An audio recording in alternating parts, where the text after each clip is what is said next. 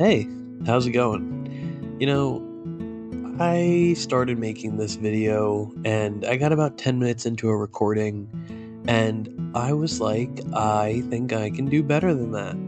It started off as something a little bit different, and so I'm going to turn it into something a little bit more different.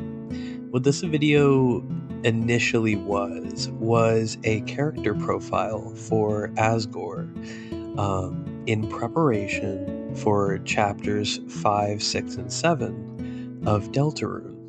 But as I was recording it, I felt that there wasn't really anything too creative going on with my video, and I wanted to go a little bit deeper.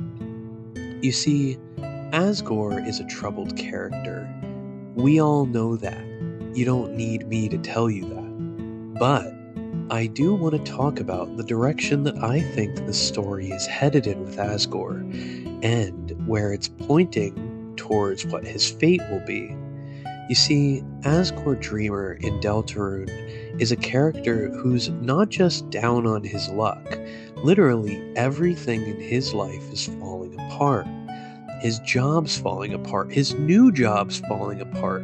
His residence is at risk of being taken away as he's behind on rent. He's literally working for the family of his best friend as a housekeeper, cleaning up, while his wife and his kid live on the life that he wishes he was a part of. His other kid's off at college. There's nothing in this man's life that seems to be going well. He loves Chris, he loves his kid, but Chris really doesn't seem to care too much in return. At least they don't while they're under the control of the player. And so, where is Chapter 5 going to go with Asgore? Because the panels of the prophecy in Chapter 4 describe Asgore as being trapped in asylum. And I think that we are going to see a very different side of Asgore than we're used to. I think he's going to break.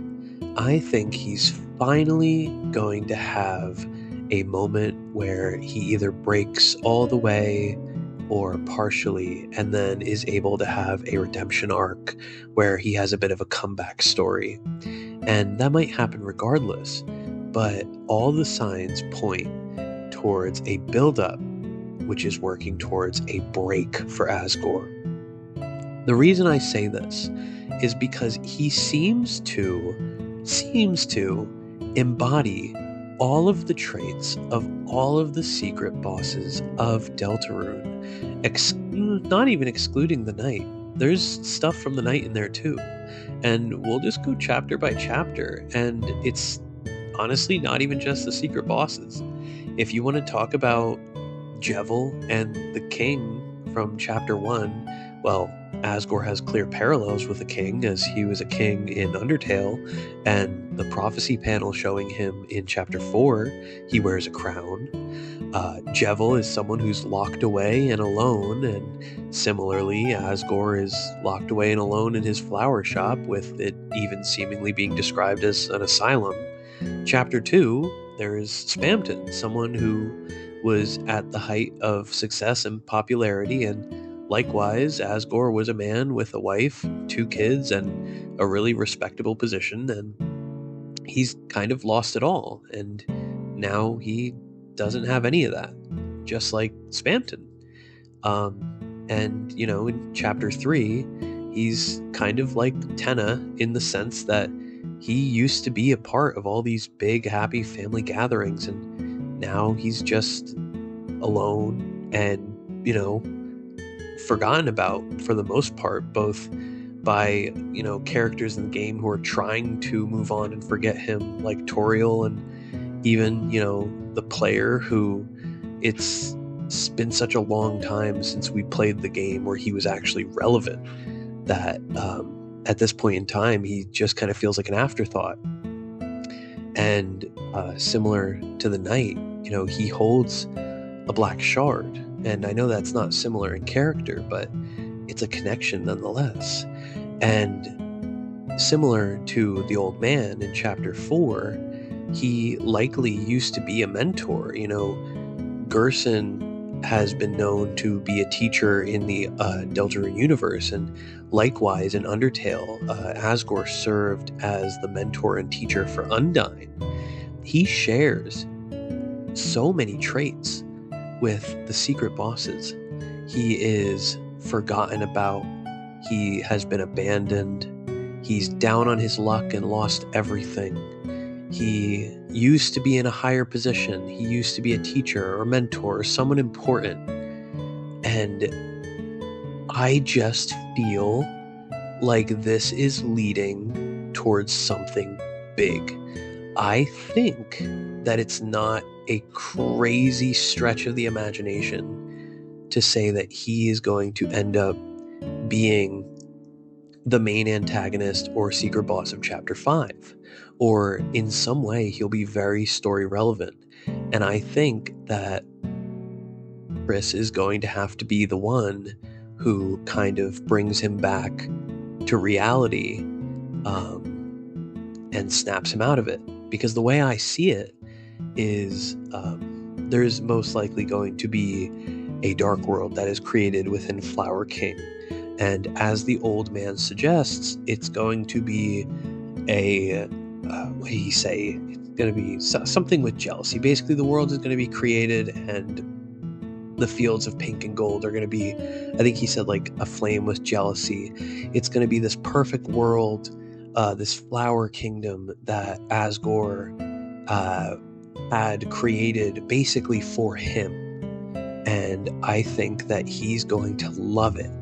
But it's not going to be what he wanted. There's going to be something missing.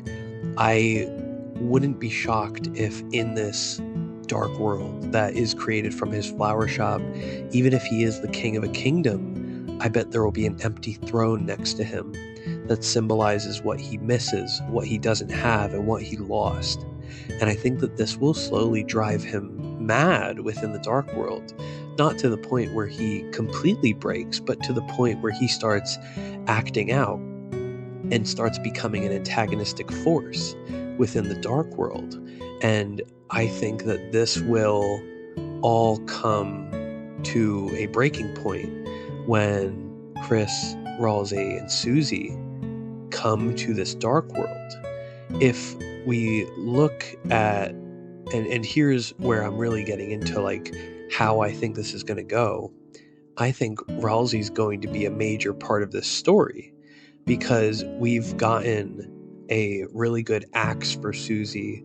We've gotten a really good sword for Chris. I think that there's going to be a story with Ralsei and Asgore.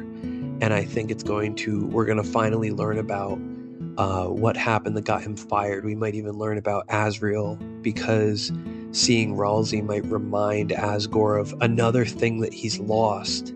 You know, seeing Chris and Ralsei playing together might remind him of the family that he doesn't have anymore. And I think that the resolution will have Ralsei and maybe even Chris consoling Asgore and letting him know that, you know, Chris still loves him. And Asriel, even though he's at college, still loves him. He has people who love him. And it all fits together so perfectly for me.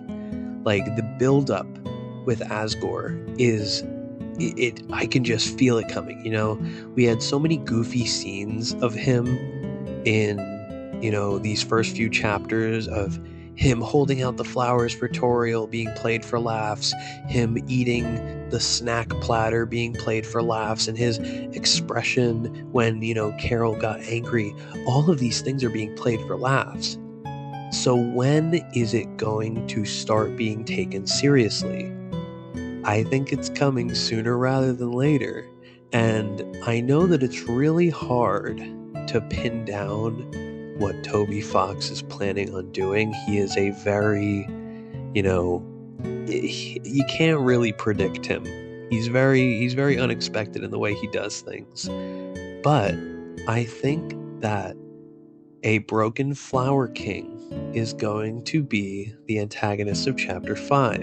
An Asgore who's lost everything and has finally started to break. But yeah, that's pretty much all I have for today. I want to get back into making more videos now that I have my microphone again. And I really feel like this discussion, this theory, whatever you want to call it, is the direction that Asgore is going to go in future chapters. So please let me know how you liked this video, and if you want to see more discussions like this rather than, typical theory videos, I want to start making more videos that incorporate psychology and therapy and counseling into my content. And I think that this was another nice little dip or foray into incorporating psychology, but I want to take it a step further. So any feedback would be greatly appreciated. And I hope that everyone has an amazing day. Peace out.